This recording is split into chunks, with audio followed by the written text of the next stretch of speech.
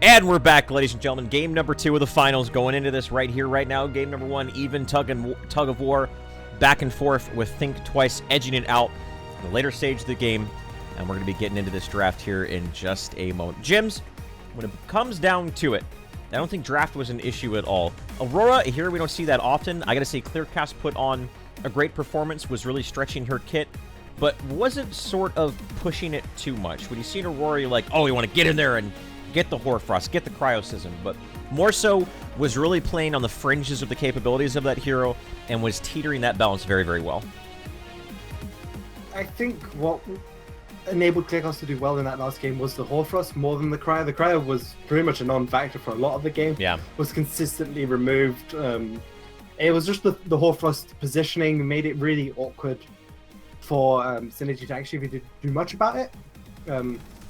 But overall, he was struggling in the laning stages. He was constantly pushed out, but the team fights is where we saw him shine. And it depends if they're going to stick with that composition or if teams are actually going to change it up here. We're going to have to see. We're going to get right into this draft here in just a moment, guys. I'm trying to think of what can be done differently by Synergy. What did they do wrong that game? And I think it really wasn't a matter of them doing anything really grossly wrong throughout the course of that match. I think they just need a little bit of refinement in their gameplay, and that will be the difference maker going into this match. But into the draft we go to see what these guys are going to ban out. Is it going to be Decker Bellica? Is it going to be Iggy and Scorch? Well, nope. It's going to be Bellica Howitzer. So I got to imagine that's a respect ban coming out there from Think Twice. They themselves have a strong Howitzer player, but Talkflit just has been putting on a clinic as well.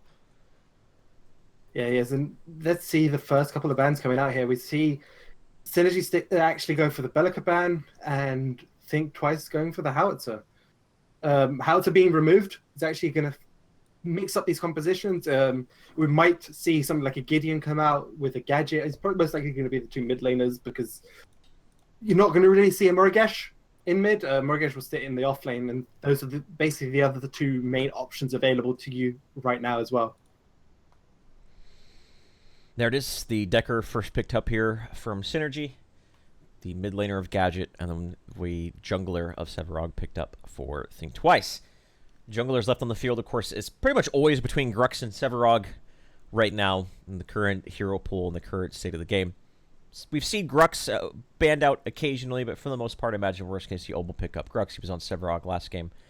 With that being said, though, Weow on Sevarog, I gotta say, I felt like his performance in previous games on Sevarog was outshined the performances we've seen of Obel on Sevarog thus far, at least inside of this weekend. So I feel like Sevarog in the hands of Think Twice is a little bit more threatening than it is over on Synergy.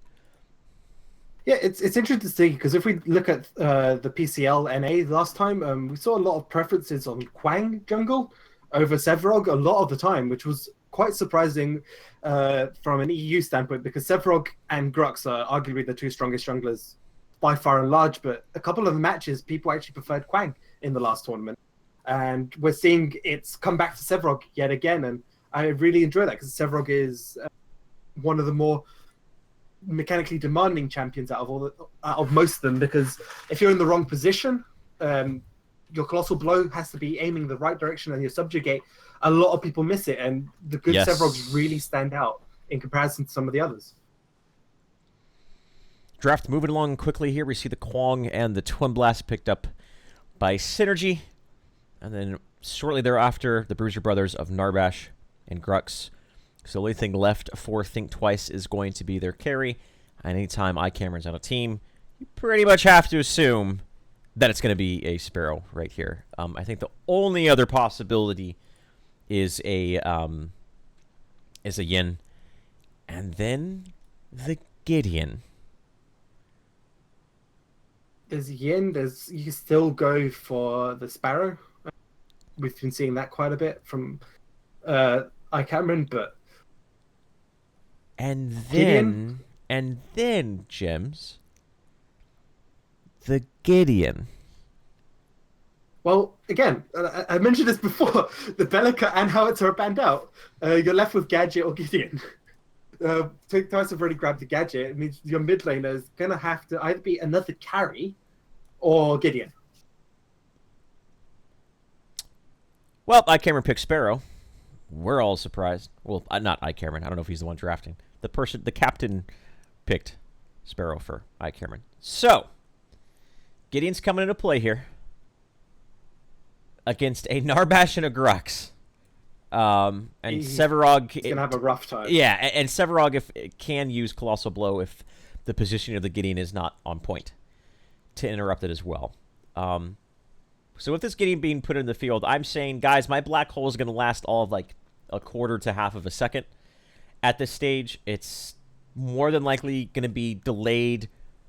It's not going to be used as a primary means of initiation into a fight, which you don't see even in teams without CC. You very rarely see that play style. It's much more of an after-the-fact sort of cleanup tool almost, where the primary engagement has already happened and the other team is trying to retreat. And that's when the Gideon comes in when you weren't expecting it. Thunk on cooldown, Challenge of the Warlord on cooldown, so on and so forth. So, I almost said Skynet for some reason. Synergy. Synergy, they have plenty of other means of initiation with the Rampage and the Kwang, as well as the Decker. And of course, any big AoE ultimate with Containment Fence has a lot of value. So, it's going to be interesting. And the other strength of Gideon, of course, is his long-range poke with Cosmic Rift. And, of course, Torn Space allowing a lot of maneuverability in and out of that portal. It's going to be a really tricky one. I think Gideon has to have a lot of impact in the mid-game, because late-game, you can bet that Narbash is going to be holding on to that Thunk. Early stages, he might be forced to use that Thunk on like a Rampage that's jumping in to save iCameron, but in the later stages, iCameron is going to be able to fend for himself for a lot of it. He's going to be able to blink out, use 100 Guild to escape some sort of CC, and Narbash can then hold on to that Thunk and just save it for Gideon's ultimate and just go, okay, Gideon, whenever you jump in, I have got this automatic stop button for you. That means you can't actually use your ultimate at all. Well, guys, we're going to get into this game right here. We're going to see how Gideon does. First question I have is, what skin is Tokflick wearing? Okay, good. He's wearing the pirate skin. I was going to feel bad if he was going with the standard one. In 5, 4, 3, 2, 1. A hero we don't see very often. And I'm very excited to see what sort of potential that this Gideon is going to have. I expect to... Yeah, he doesn't have as much late game presence as the other traditional mid laners goes. We'll see how it's going to go against what could be an extraordinarily difficult time for Tokflick on this Gideon. Emrak on Twin Blast, Obel Pixa on the Rampage, Nick Eagle on Kwang, and Mort Dot on the Decker. Already we can see Think Twice going as a 4-man group this time instead of a 5. We see Clearcasters drop a ward for the mid lane, and they do still manage to get one ward cleared from this Riverside. It's going to give them a little bit of protection from any invades around if they're going to go for a level 2 gank or not with this Rampage. But all in all, both teams playing it safe yet again. I expect to see a lot of similar sort of fighting compared to the previous game, where neither team is going to be too aggressive because they don't want to risk any sort of counter engage ruining any chances of them winning the match. Healer token and health potion picked up here. Gideon's auto attack animation is the most, like, I'm not going to call it clunky, but it has quite a bit of wind up. All the other mid laners, it's pretty much instant. So lasting with him can be a little bit more of a chore, but Tokflick is at a level to where he's going to be hitting those just as reliably as one would imagine. Nick Eagle, I think this is the 4th game in a row that he's been on Kwang. Maybe not in a row, but definitely at least the 4th time we've seen him here. And he's done... There's only really one game where he was struggling in the early stages of the match, but ultimately that game he actually made some really big plays later on that allowed his... pretty much opened up win conditions for his team. It's going to be over here on the off lane.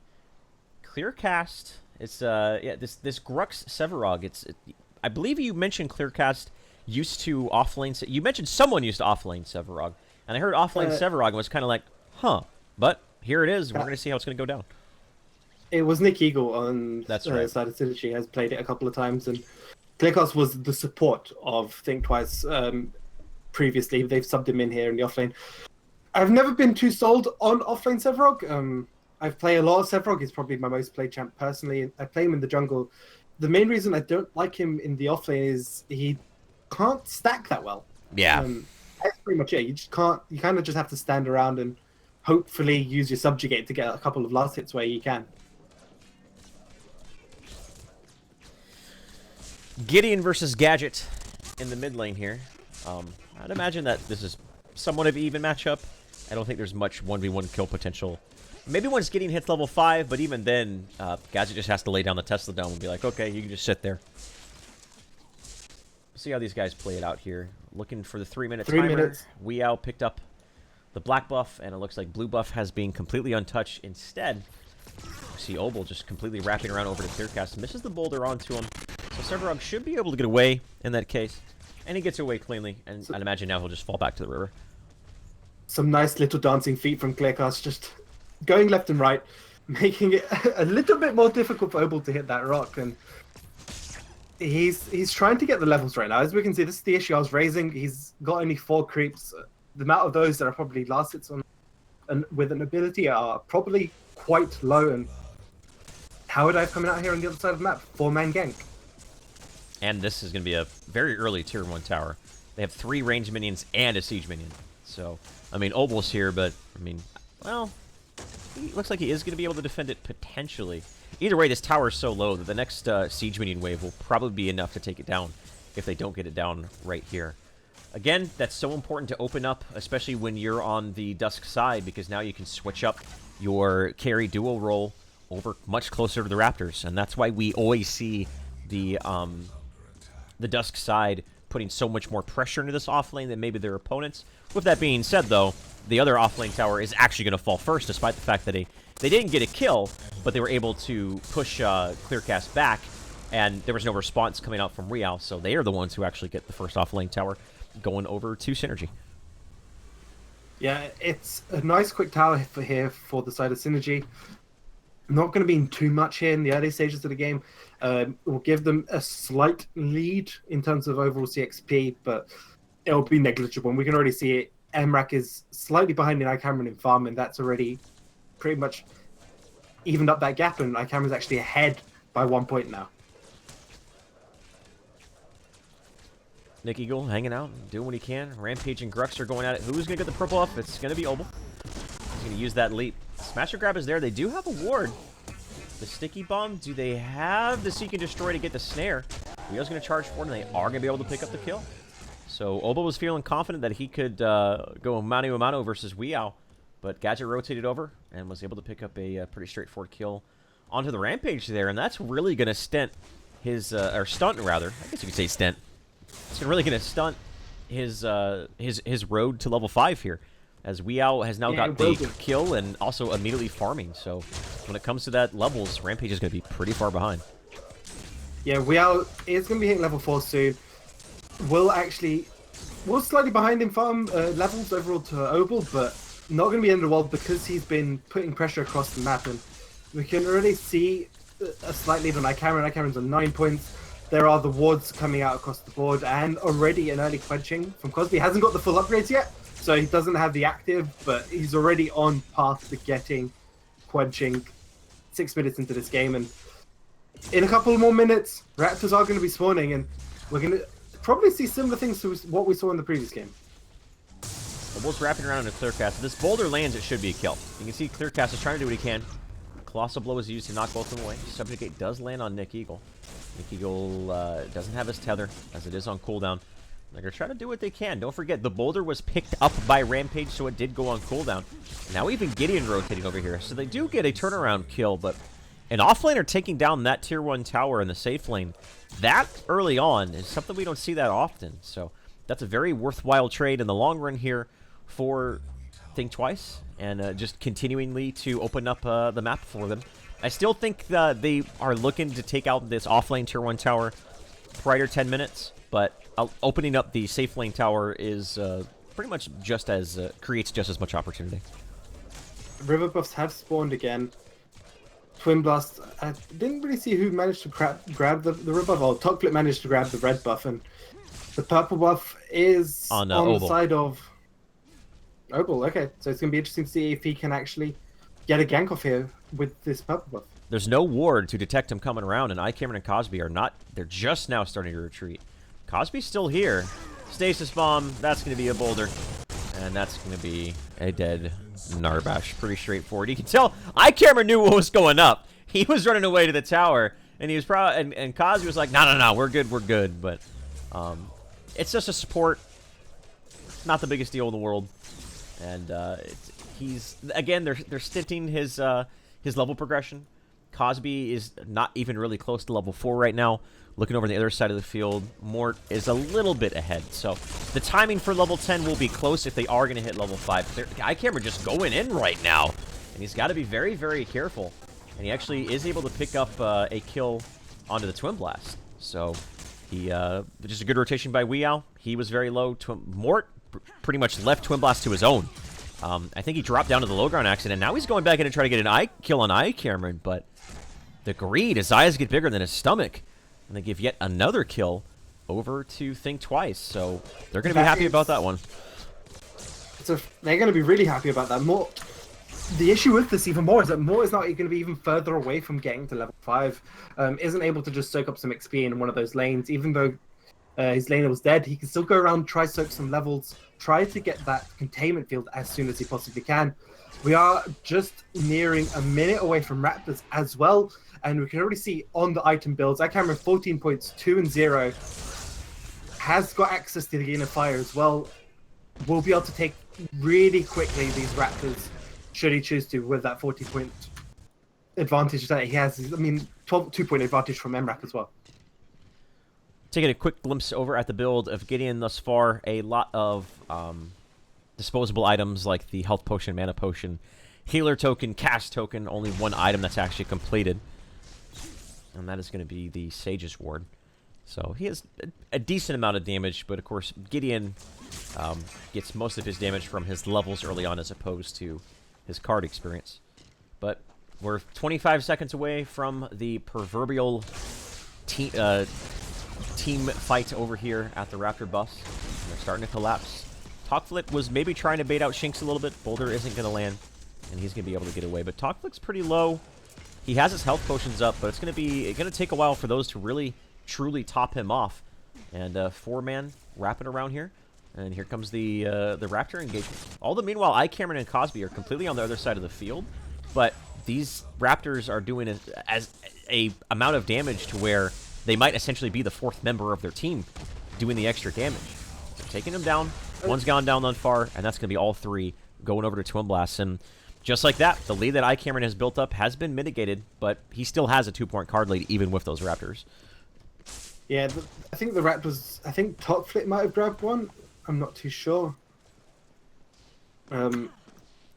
He is sitting at 14 points, and Nick Eagles and Shinx is sitting at 15. I mean, it's been doing pretty well. I feel like the farming on the side of Think Twice has actually been slightly better there. They've got a 30 CS lead already built up 10 minutes into the game, which is about a card level or a card level or a card level and a half across the board. But right now, not going to be game deciding. And even though those Raptors taken, neither team actually looking for a big fight. This is really similar to the previous game that we had, where it might be here for the long haul. We might be seeing multiple prime plays panning out and neither team being able to finish off with those advantages they built. Aggressive posturing here around the tier 1 tower coming out here from Think Twice. They're not actually going to commit to the push, as both Talkflit and a Rampage were just hanging out, almost eagerly awaiting their push underneath that tower. Clearcast, as far as his soul stacking goes, he is at least around, I'd imagine right now, about 20 to 40, judging by the growth of his shoulder pads here. And looking at his build, really not very revealing thus far. It's just a 6-point ward that he's built into. Still holding on to his potions and his more disposable cards. Still not level 5 on Decker. And Cosby, he is pretty close as well. So sometimes we do see that level 5 prior to 10 minutes, but with the passivity being displayed here by both of these teams, I don't foresee that happening. I think that this is going to be more like a 13 to 15 minute level 5, to be honest. Yeah, he's gonna reach it sometime soon, I believe. I think he's like, yeah, he's 2/3 of the way through. A wave or two should probably get him there shortly. And this game, yet again, we're seeing this passiveness from both sides. Raptors aren't up. They don't really have anything they want to risk engaging for. We're not seeing any jungle invades looking for a pick because they know they can get collapsed on extremely quickly. Both Mort and Twin Blast backing up at the same time. It's the dual lanes facing off against each other here on the right side of the field. So breaking down to... that seems to be the common trend, is around the 12-minute mark. It's just the dual lanes facing against each other and the off-laners going up against each other. I guess these guys are old-school legacy players, so that's their comfort zone, right? So let's just put the carry support against each other all the time. A card now being picked up here by Clearcast that we haven't seen much of pretty much ever on Monolith. It was a very common pickup here on Legacy in a much different age, and that's Swift Creek Heart. It's a little bit of attack speed, but more importantly, he's building some health into it. It actually really enables Sevarog's tankiness in the early stages of the game. It's an awkward card because it's a 4-point card, which is one of the main reasons you don't see it. It gives a lot of stats that are quite liked by Sevarog. Attack speed does work really well, but you don't really need too much either for it to help with your lane pushing. It ends up being around a 7-point card if you put 1-point upgrades, which then makes your other cards really awkward to deal with. Big shout out to twitch.tv/another notch for making sure that I got plenty of sleep for the broadcast today. Clearcast and Kwong going at each other right now. This matchup right here, I feel like still the Kwong, just because he has the lifesteal and because he has the on-demand armor, he has some of the... He's like one of the best 1v1 heroes in this sort of situation when it comes to melee versus melee. Even a Sevarog, who has a little bit more 1v1 potential than the Aurora, which we saw last game, I still think Kwong is just going to be able to continue to out-harass that of the Sevarog. Kill potential is really reliant on Clearcast making a mistake, which I don't think it would be very uncharacteristic of him. But it's still going to be a way for Synergy to manipulate the creeps and manipulate the map a little bit to their advantage. Raptors have spawned. We are already engaging it. And a response is here from Team Synergy. Looking to see what they can do. Red buff has spawned, and it is actually over on the Rampage. They weren't able to pick up any of the Raptors, and they are disengaging. Yeah, neither team wanting to be the initiator on those Raptors. Just kind of like playing sort of cat and mouse here of who's going to take the risk and go for it and take a little bit of damage, because you don't really want to be caught with the Gideon ultimate. You don't really want to be caught by that Tesla Dome from Gadget. They're either... both are extremely devastating, and neither team wants to take that initial risk. Because vision, as we can see, both people have vision on either side of the river and the Raptors, but neither inside. As I say that, they start warding inside. Cameron has shown on the other side of the field, so yeah, I would expect Synergy to go in on this because they recognize that Weal goes in, just gets absolutely blown up. There's a containment fence. They're caught inside of it, and there's the black hole. Look at the beautiful positioning of it right over there, so they weren't able to interrupt it. But unfortunately, not much follow-up from it, and Cosby is gonna get taken out. Oh, man. He's gonna live. He's gonna live. This stasis bomb, the boulder, it doesn't matter. So it's only Grux who gets taken out right there. Even though it was the position of that black hole put him around the corner to where they couldn't interrupt it. That was very well done, but even though it was a full duration black hole, not much came from it.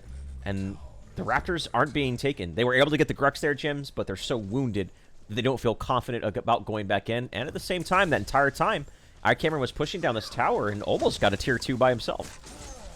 Yeah, he's actually still keeping head on farm. He's actually at 25 points, whereas Zemrak is only at 23. Sorry. So you're alright, man? You dying, bro? Slightly, just a little bit. But, you know, he managed to get out there. You saw the rotation coming out here from Infinity to try get a little pick on Cameron, but his spidey senses were tingling. He realized he needed to get out already, and you can see Think Twice just getting what's remaining of those Raptors at the end here as well.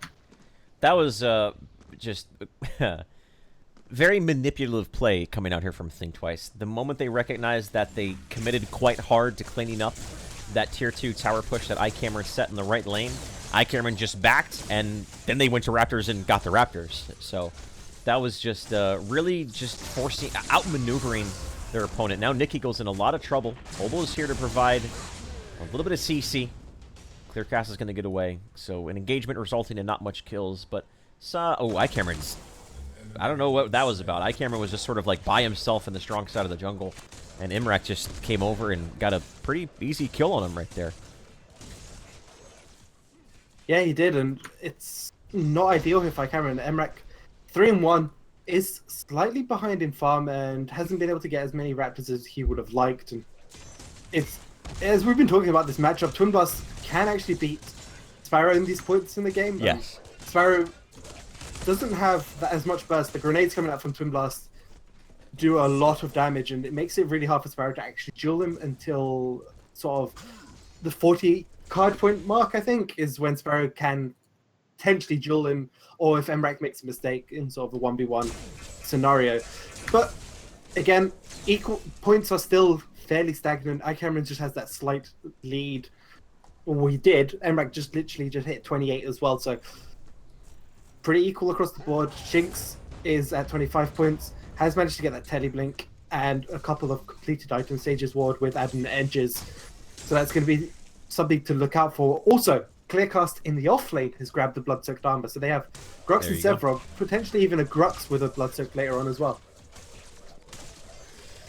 That is just the tanky front line coming out here from Think Twice. I think if these engagements go on a little bit longer, if Team Synergy doesn't win these engagements fairly convincingly in about the first 5 seconds, you know, Nick Eagle tethers someone up and they get a big burst damage with him using the Fury of the Heavens, so on and so forth going in. Talkflick uses Black Hole, and they don't find themselves at least starting to snowball off of those two abilities.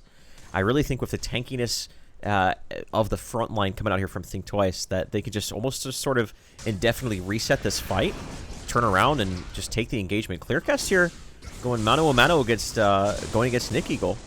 But you got to be careful, especially with that red buff here, the Blood-Soaked Armor, as well as the Soul Siphon. So Clearcast is going to take a very convincing 1v1 engagement, and a matchup that I thought Kwong had the favorite there, and he's just going to continue to build up stacks.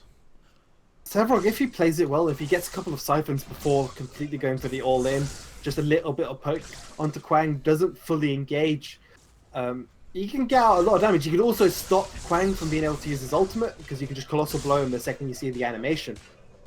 It's also pretty interesting. And as we say that, Synergy instantly onto this Prime as we're speaking. Wow. I didn't even realize it was happening until very last minute, and they're able to get it. Now iCameron's isolated by himself. Containment Fence used. Barely able to Blink Charm out of it. He almost Blink Charmed into the wall of the Containment Fence. That was very, very close. iCameron's going to get away, but still. Prime card taken here. I mean, it's not on the Kwong, sure, but what can they do with this here? I feel like, I mean, Raptors are going to be spawning here in about 13 seconds. Are they going to maybe just try to use the strength of this, set a wave and make a push, make it to where Think Twice really don't want to take Raptors, and they have to defend a push and then allow them to open up the map, push those wave in? There's a lot of different possibilities from that Prime card activation coming out of the field, but I feel like they need to be decisive here, or this moment of opportunity is going to come and go. They really need to try make the most of this Prime. Raptors are up, so they can probably just get these for free. I feel like Think Twice don't particularly want to take a fight against a team set up with this Prime buff around Raptors as well. That is just a recipe for disaster here. Stasis. See the aggression coming here, trying to get this tier 1, but Think Twice are playing this pretty smartly. They're just not going to look for anything right now. Yeah. Prime isn't really going to be able to take much. Boulder hits Cosmic, but the Cosmic Rift and the Stasis Bomb do not.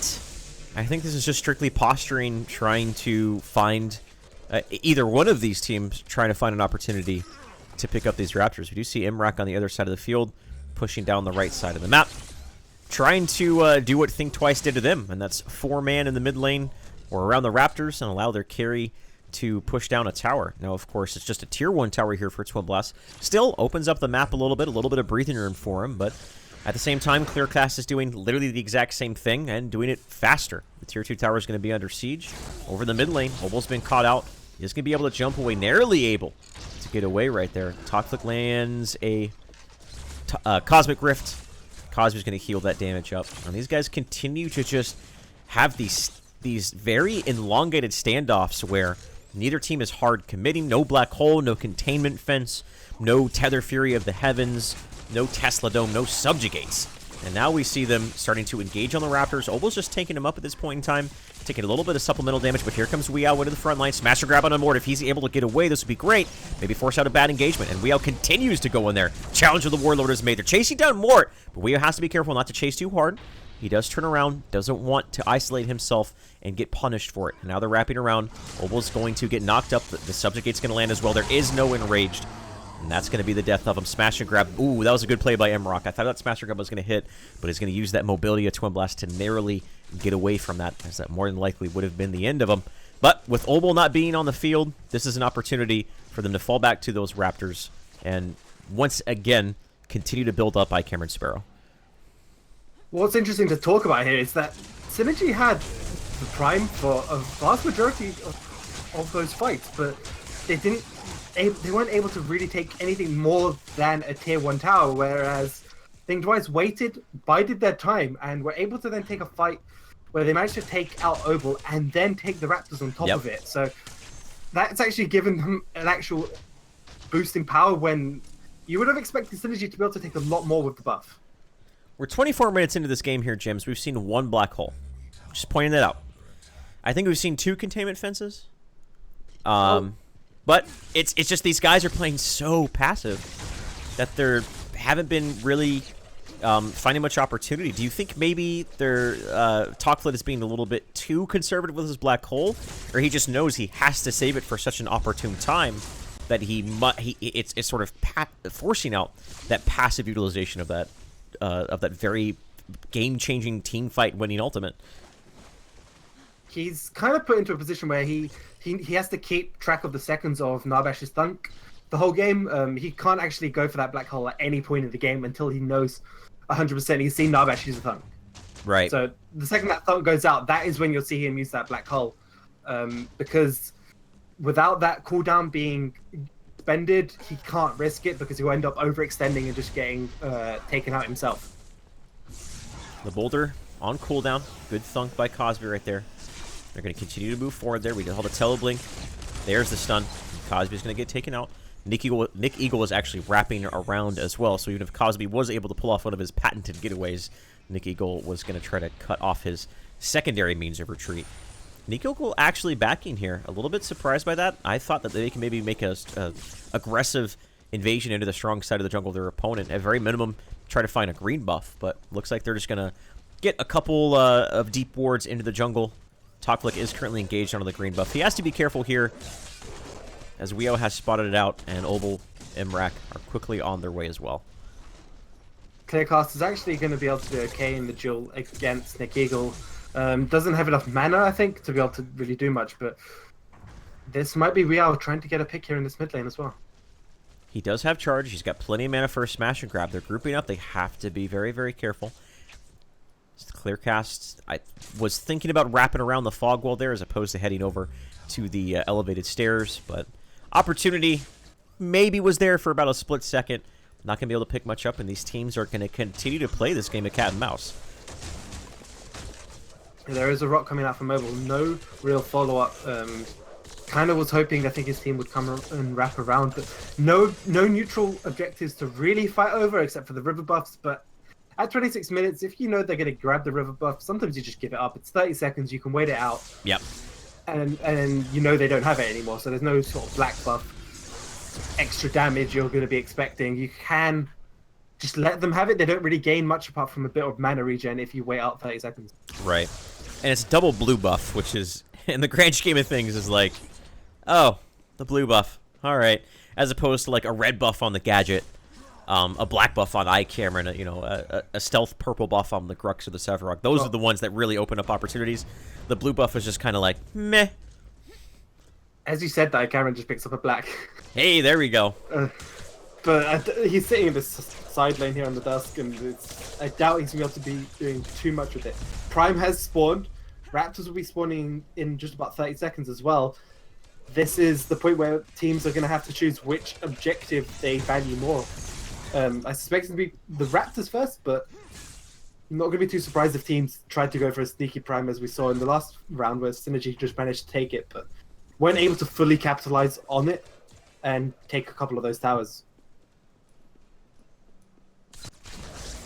Clearcast, I gotta say, doing a considering it was a off-lane Severog, has been stacking relatively well.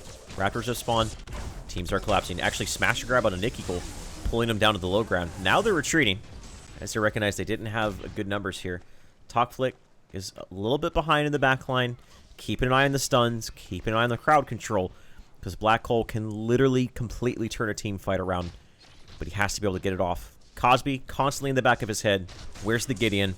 What's the cooldown on Black Hole? Has he used it yet? But at the same time, you can't always hold Thunk for that ideal situation. There's going to be times where your carry's going to be caught out and you're going to have to peel for him. There's going to be times where Smash and Grab is used as an initiation tool. The challenge of the Warlord, the extra DPS it provides, is more important than a potential interrupt. Weao gets stunned up. There's the containment fence, and he gets taken out immediately. Containment fence was utilized here, but if they're able to get more able to stabilize after that fact, and then engage onto the Raptors, that's a worthwhile ultimate being utilized by the Decker there. But looks like that's exactly what's going to be happening. They're falling back. They're stabilizing. Playing carefully, especially Kwong, falling back to that wave and make sure it doesn't get him pushed out too hard. Clearcast caught out. Stasis Bomb. Boulder. It is. Look how tanky he is, Jims. He was just tanking damage from 3 members for an upwards of 3 to 4 seconds and was able just to sort of casually walk away right there. I mean, he has the Thermal Bomb, the Blood-Soaked Armor, a little bit of health from the Ward, and the Swift Creek Heart, on top of the tankiness built into his kit. So, as opposed to the last game in Severog was not tanky at all, but they're taking this moment to engage onto the Raptors. They are making the commitment. Shinx has no mana whatsoever. He's pretty much just an auto-attack bot at this point in time. Clearcast is the opposite. Very low on health, but has enough mana, maybe get a Subjugate and potentially Colossal Blow. Imrek is sitting in the back line, trying to farm these down. They are able to get all 3 Raptors onto their carry player, and right now they're looking to get away cleanly. The health pools of Think Twice were just a little bit too beaten, and that was just a good heads-up play by Synergy. They swept in there, were able to pick it up, and got away cleanly. Yeah, again, we're seeing Raptors being traded to and from throughout this game. Synergy being able to take a few, Think Twice being able to take a few. Points across the board is now Emrek is actually equal to iCameron. Hasn't been for a lot of this game. Has been ever so slightly behind, and he's already starting to build that crit on the Twin Bus. He's already got some lifesteal with the Hunger Ball. He's trying to get that Impact Hammer with 32% crit chance, and this is where we need to set up, because Prime is up, Raptors are down. They've moved from one neutral objective to the other, and Synergy weren't able to capitalize, as I mentioned before, previously, on the Prime, but 30 minutes into the game, a death now has a significantly greater weight to it because of those death times. A card we don't see much of is Toxigel, and that is Weao was picked up. And with the amount of crowd control, right there, I'm sorry, the amount of crowd control as well as the amount of burst damage coming out from them between the Gideon and Kwong, I think that's a very smart pickup right there, and we'll probably see some big value out of that once these teams actually decide to 5v5.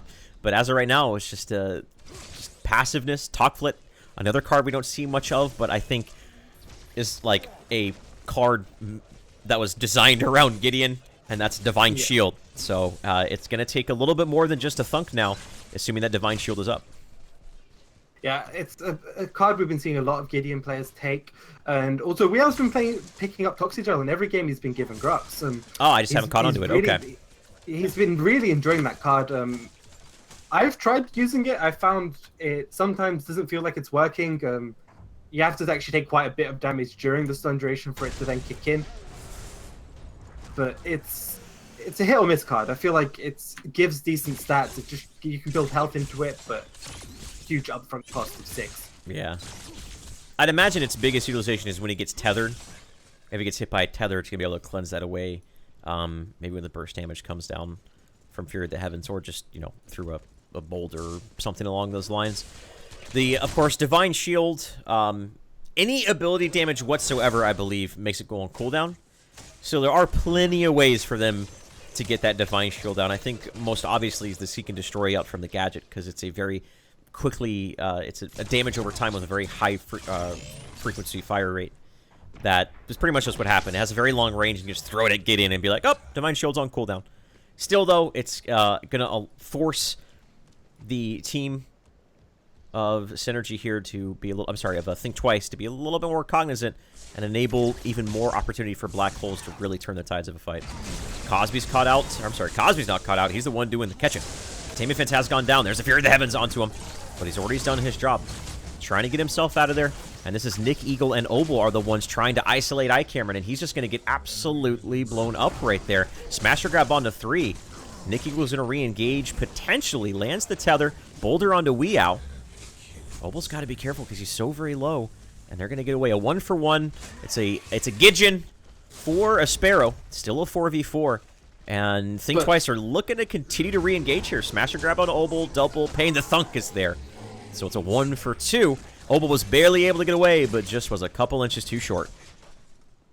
The 1-for-1 that was happening at the beginning with the Gideon was Clearcast going 1v1 against the Gideon here, and is going to actually keep pushing. He was in all the whole time. Clearcast was sitting in this other side of the map, and he should be okay, I think. If he can get this tower. Imrock so close. That was so close. Yeah, all left lane. Tower gets taken out. Twin Blast was narrowly able to get away while we saw that push going on. Clearcast has the Blood-Soaked Armor popped. If Imrock... it'd be funny if Imrock actually died to the Blood-Soaked Armor, but that's not going to happen. Raptors being now taken here by Narbash and Grux, respectively. I guess they're saying, iCameron, you don't need it. You already have all the farm in the world. I mean, he's essentially almost maxed, so this will go over to Grux, and Grux will get a lot out of this. Well, it's also the fact that you just deny it from Synergy. They've all had to recall. You know you can take it now, and then you can recall afterwards, and then set up for the Prime. It also forces the next engagement to then be around the Prime pit yet again, so they can hopefully try and take the Prime and then try to end it off of that, instead of having to fight around these Raptors. And again, the bonus is Weeow gets himself up to 40 points. Obel's only at 36. That is just the power of the Raptors giving him that lead that he just needs. And vision across the map is, we've been seeing a lot of defensive wards, but not many deep wards on the side of Think Twice's jungle. Synergy haven't really gotten any inside of that, which means that they don't know where these rotations are coming from. Yeah, invasion is, I mean, invading an opponent's jungle pretty much has been non-existent throughout this entire series.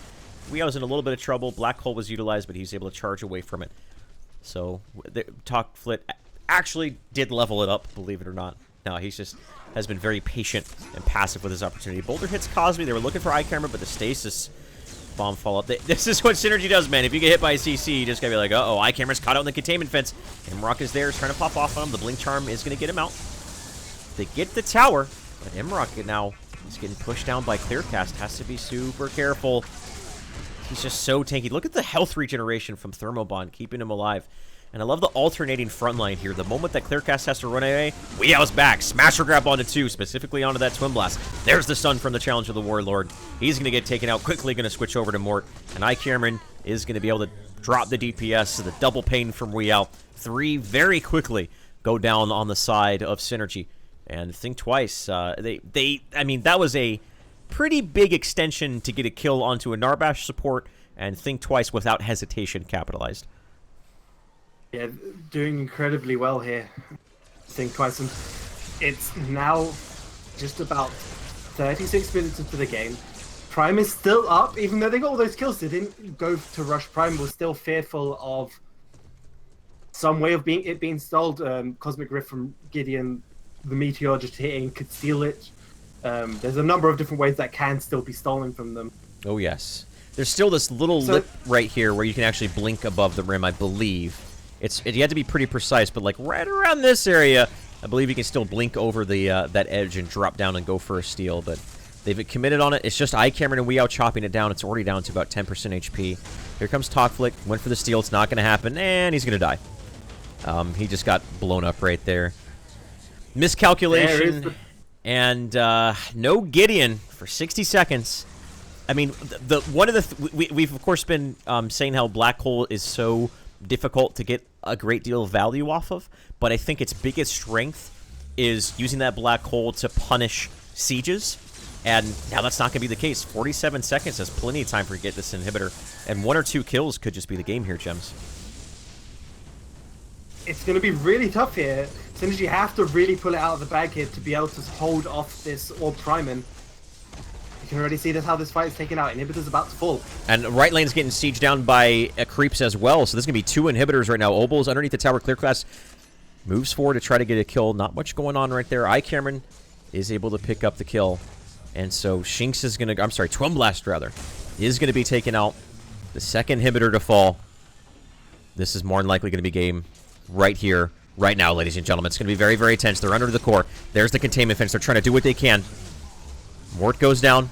Obel's down. And I think they are going to be able to defend this. Maybe. Potentially. Talkflick goes into the Black Hole. And that's going to be all she wrote, ladies and gentlemen. Think Twice are going to come in. Game number 2. And take the finals. Congratulations. That was just very just passive play on both sides of the field here. But it might have not been the most flashy of wins in the world, but they are going to be the champions of Paragon Competitive League EU number 4. And congratulations to them, man. It's a group of players we haven't seen play together, and they performed very, very well. Yeah, they performed extremely consistently throughout the tournament. Yeah, they had a few minor issues here or there where they were giving up some prime objectives. But overall, they held their own. They pushed, and completely well-deserved victory from them. And you could see how well they've been playing, even with a substitute and a last-minute switch of a player. Because they've been scrimming and playing with a lot of these players before, they have prepared themselves for scenarios like this where one of their players might have to drop out, and you could barely notice any change in the way they played the game. That's right. Let's go ahead and... What are we at in the Matcherino here? I don't have it pulled up. Let's see. Matcherino. And a big shout out, by the way, to Matcherino themselves, providing us with these coupon codes, which they have been doing thus far. For any of you potentially looking to do tournaments, organize things like that, highly recommend going over there. The people over there are really, really great, and they've been very, very generous with us over a year from Agora's Rising now into the Paragon Competitive League. So thank you so much, guys, for hanging out with us. It looks like we're at $135 there for the prize pool. So that is going to be the winnings going over to those 2 teams. A little bit of extra income is always nice for these guys. But again, it's a community event entirely powered by all of you watching, supporting, donating to the Matcherino, subbing to the channel, just doing what you can, as well as all the other content creators out there on Twitch, YouTube, anywhere inside of the Paragon community. It's just packed full of people who are so profoundly talented, and I think all of us are very fortunate to be inside of a community that is just such a great thing. I believe that's actually going to be it for today. It is. Also, just on a quick note before we head off, Pulaski's Zapolsky PL actually came in 3rd place against Havoc. They are our 3rd place winners, and congratulations for them to making it there for their first tournament. Yeah, no kidding. Making it all the way up to 3rd place. So they did incredibly well as well. Stood up to a lot of the teams that we've been seeing as well, and hopefully we see more of them as well. Ladies and gentlemen, it's unfortunately that time of the week. I just want, again, a big shout out to everyone in the who doesn't get the recognition that they so deserve, and that is our team in the background: Narender, Churchy, Brian, Hearted Alea, Fairless, Vol, Another Notch, the other casters, Geronimo Jack, Nate Holmes, all these wonderfully talented people who are just amazing and form the Paragon Competitive League team. And without you guys, we would not be able to put this on. So on behalf of myself and everyone else, thank you so very much. And Gems, it was an absolute blast. First time casting together, my man. The knowledge bombs were aplenty. Just craters of knowledge bombs all over the place, my man.